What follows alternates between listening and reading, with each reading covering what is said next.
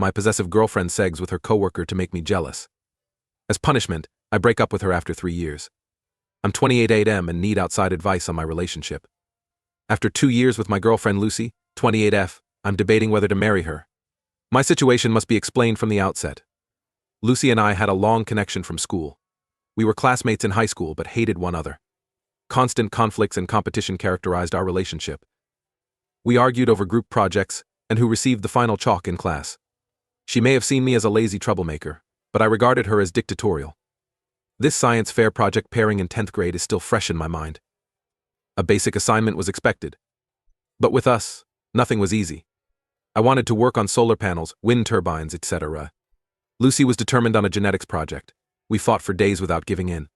Our poor teacher, Mr. Thompson, intervened because we fought so much. He split us up into partners. I was paired with Mike, a shy child who liked my renewable energy proposal. Lucy worked with class brainiac Sarah. That assignment encapsulated up our high school relationship. We clashed like oil and water. We always disagreed in class debates, making even the most routine themes hot. To prevent World War III, our classmates learned to keep us apart during group activities. Something changed in senior year. It could have been college application stress or the thought that we'd soon part ways. We began to see each other differently. Lucy's dedication to her studies, staying late after school to tutor younger children, caught my attention, or how aggressively she defended her pals from bullies. Lucy was on the student council when our school newspaper criticized it. She held a forum for kids to address the council instead of getting defensive. It was impressive how mature and honest she handled the matter. Lucy's sharp wit, once infuriating, became funny. I enjoyed our verbal sparring sessions, trying to keep up with her sharp mind. Her ambition and determination impressed me. Lucy was unstoppable once she started. Our senior year winter formal was the tipping moment. I almost skipped because I didn't like dances. However, my best friend insisted I attend our last winter formal. When Lucy entered, I felt awkward and out of place by the punch bowl.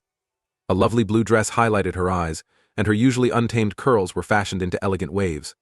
I finally saw her beyond my obnoxious classmate. She was lovely. She became confident, and I couldn't look away. Lucy surprised me by approaching. We started with simple topics like the bad DJ and gaudy decorations. Soon, we were discussing our college goals and future anxieties. We talked for hours that night, learning we shared more than we thought. Despite our connection, neither of us had the bravery to admit our feelings. Something was off about the timing. With graduation approaching and careers diverging, we attended college in various states after graduation. I studied engineering at Stanford in California, while Lucy studied business at NYU. We lost touch during the wars, preoccupied with our new lives and adventures.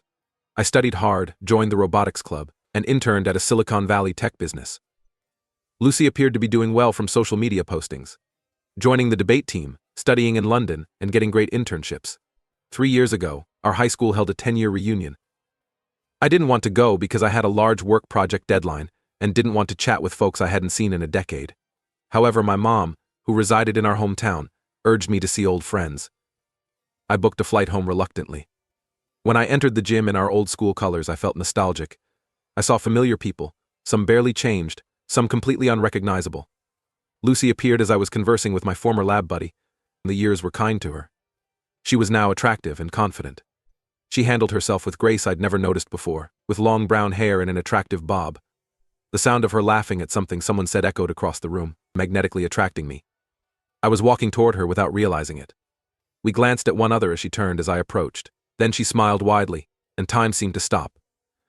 Catching up took all evening. Lucy's eyes lit up as she recalled her efforts at a city marketing business.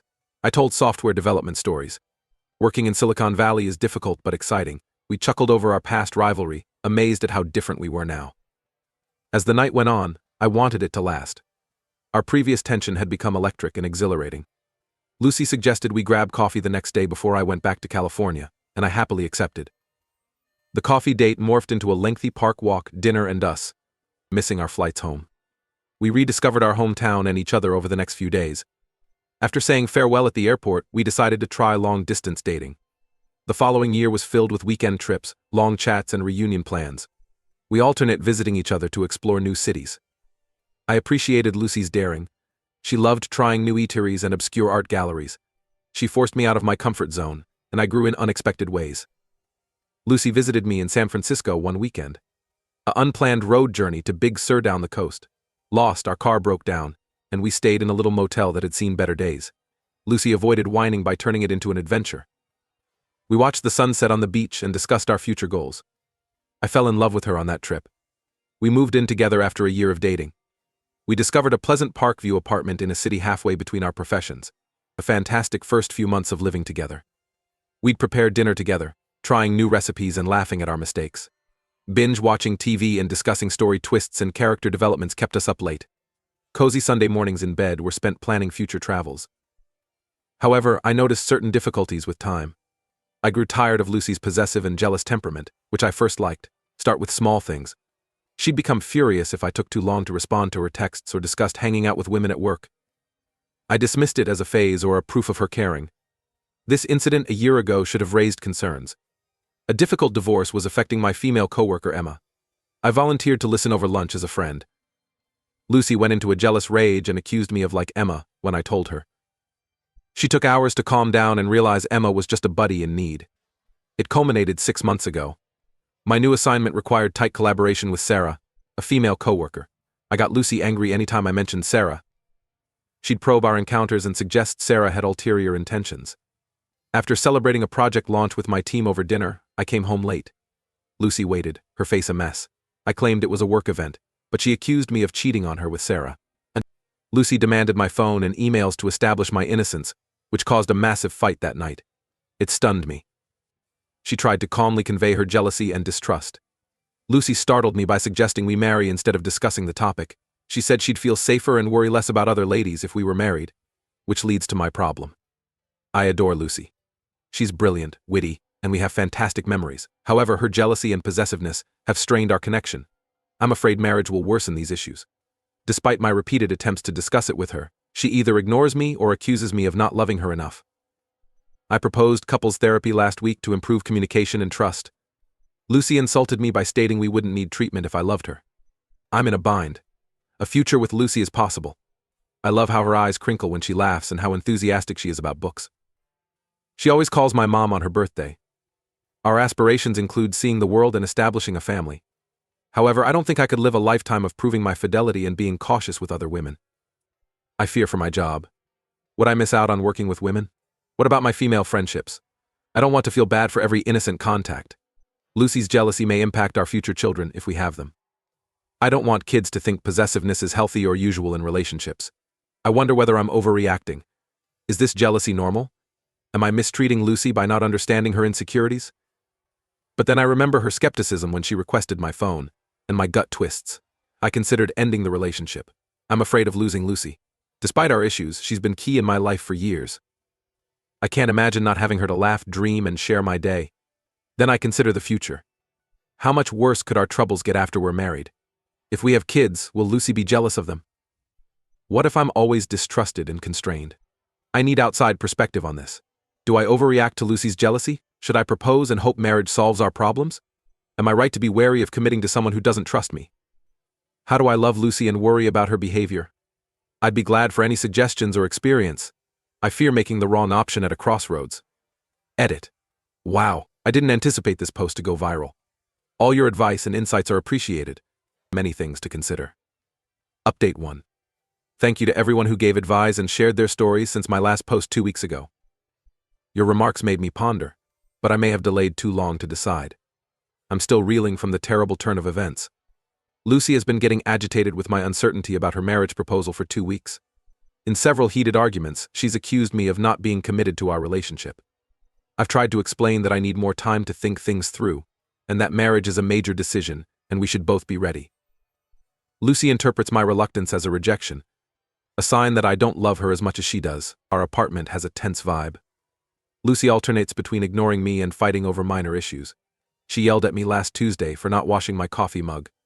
An irritation became a full-blown dispute about how I don't respect her or our home. I walked on eggshells, never knowing what would set her off. Difficult code debugging drained me last Thursday when I got home from work. Lucy was seated on our couch with a stranger when I entered our living room. They sat too close, making me uneasy. Lucy introduced him as office mate Arnie. It felt odd that he'd come over to spend the evening with us. Lucy's conduct changed during the night. She laughed at Arnie's jokes and seemed to try to touch him. She spoke while stroking his arm and perched on his chair arm, tilted toward him. Her behavior was so different that I didn't know what to do. I tried to talk to Arnie about his profession and hobbies. Lucy kept bringing up private jokes and omitted experiences. I felt like a third wheel at home.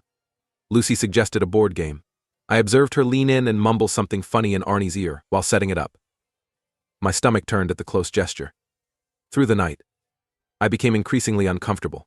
Lucy seemed flirty, giggly, and too lively. It was like seeing a stranger wear my girlfriend's face. I tried to look at her to inquire what was going on, but she ignored me. After Arnie left about 11 p.m., I helped Lucy clean up in silence, my mind racing with thoughts and worries. Lucy looked at me expectantly after we finished. So she spoke casually but with an edge. "Did you like Arnie?" "He seemed nice," I strained to say neutrally. Lucy asked whether I saw how she dealt with him. I kept my calm and told her I didn't feel anything and enjoyed meeting her work friend. Her face darkened and she appeared irritated. She stormed off to bed without speaking, leaving me bewildered and hurt in the living room. I couldn't sleep that night, repeating Lucy and Arnie's every touch, laugh, and interaction. I told myself I was overreacting, that Lucy was simply being friendly with a colleague, but a niggling voice kept telling me otherwise. Lucy rarely left for work before me, but she did the next morning. I tried to work but was distracted by last night's ideas. Lunchtime brought a Lucy message on my phone. Seeing it was a video broke my heart. My world crashed when I pressed play with shaky hands. Lucy and Arnie had sex on video. The timestamp indicated it was filmed an hour earlier, likely during Lucy's lunch break. I thought I'd become sick. I couldn't believe Lucy, my longtime love, would be so vicious and deceptive. Unable to focus, I left work early, went home to face Lucy. She appeared as I was seated on the couch where she flirted with Arnie the night before. I asked her about the video quietly. To my surprise, she didn't deny or apologize. Lucy instead gave a speech about how she wanted me to feel her sorrow and jealously while interacting with other women. She believed that making me jealous would make me realize how much I loved her and propose. Lucy said that she had planned this for weeks since I rejected her marriage proposal. She became friends with Arnie, knowing he liked her, to utilize him in this strategy. Shaken, I remained silent. I believed Lucy would never have done this. Lucy justified her conduct while I sat there trying to understand. She said she did it because she loved me and couldn't imagine losing me. She told me she wanted me to understand her feelings when I spoke to a woman. Then I knew our relationship was finished. I told Lucy her acts were terrible and broke up with her. She was distraught, accusing me of wrecking her life and pleading with me. I did not yield. I mentioned that her nagging, jealousy, and possessiveness had eroded our relationship for months. The sex tape was the last straw. I told her that she was toxic and that I couldn't marry someone who was so manipulative. I said trust and respect, not envy and games, build strong relationships. Lucy claimed she did it because she loved me, but I didn't believe her. I told her true love doesn't hurt or spite your mate, supporting and solving challenges together. Packing a backpack while conversing. After what happened, I couldn't stay in the flat with her. Lucy followed me, yelling and crying. She stated I was overreacting and we could fix the problem. But in my mind, a line was crossed irreparably. I looked at Lucy one more time before leaving. I hoped she would receive assistance since this jealousy and insecurity wasn't good for her or her future relationships. She shouted that I was the problem, that I would have avoided this if I had committed to her. Something broke against the wall as I closed the door. I almost went back to check on her, but I had to keep walking. I spent that night at a friend's, suffering from what transpired. The next few days blurred. I stayed with my pal to analyze everything while off work. Lucy inundated me with calls and texts. I blocked her number for peace of mind after alternating between apologies and accusations. I'm leaving our shared flat. My friend has been packing for me while Lucy works. A rush of emotions: anger, despair, relief, and more. I still like Lucy from high school and our early connection. However, that individual has been replaced by someone I no longer trust or respect. I see memories everywhere as I pack up our possessions. The coffee mug she purchased me on our first weekend getaway. The framed photo from the night we moved in, with us smiled broadly and hopeful for our future. Each piece is a bittersweet reminder of what we lost, focusing on the future and recuperating from this event. It won't be easy, but I made the correct choice. No one deserves a relationship where they're doubted and exploited. I'm looking for a new place to start over. I've also seen a therapist to digest everything. I now see that I overlooked several red lights in our relationship and want to know why so I don't repeat the same mistakes. Thanks again to everyone who gave suggestions on my first article. Your encouragement helped me see the reality and make this difficult decision, even though things didn't go as planned. My future is uncertain, but for the first time in a long time, I am hopeful. Update 2: a month has passed since I broke up with Lucy, and I wanted to update you. I want to thank everyone who offered support and encouragement. Your generosity has brightened this tough moment. The first several weeks after the breakup were hard. I stayed with a friend while looking for a new place. Moving out of our shared apartment was difficult. Good and negative memories were in every object. Lucy repeatedly contacted me with angry allegations and sad apologies. However, I've stuck to my decision to break up. I've prioritized self-care and healing. I saw a therapist to process the breakup and relationship. Having a neutral party to talk to has helped with the complex emotions of leaving a long-term relationship. The emotional manipulation in my connection with Lucy is being identified by my therapist and developing healthier boundary tactics. With Lucy, I neglected my friends, but I've been reconnecting with them. Restoring those friendships and remembering who I am outside of a relationship has been amazing. I even started rock climbing with coworkers. I can challenge myself physically and psychologically, and the endorphin high helps. Work is a welcome diversion. I started a new project. This keeps me busy and makes me feel accomplished. I admire my tolerant and supporting coworkers. I told my supervisor what occurred, and he's been amazing about giving me the time I need to attend treatment and find a new place. Of course, there are challenges. I still miss Lucy and question my decision. But then I remember the video she sent and feeling deceived and mistreated. I know I did what was best for me. My therapist is helping me overcome these doubts and emphasize mental health. I'm not ready to date again, but I'm optimistic. This experience taught me what I want and don't want in a relationship. I now realize I must have trust and respect. I'm taking time to focus on myself, rediscover my passions, and create a happy life on my own. And for anyone in a similar circumstance, stay strong. It improves. Think about yourself. Spend time with supportive people. Don't be hesitant to get professional help. Remember that you deserve a trusting, respectful relationship. Thank you again for your support along this trip. It's been hard, but I'm excited for the future.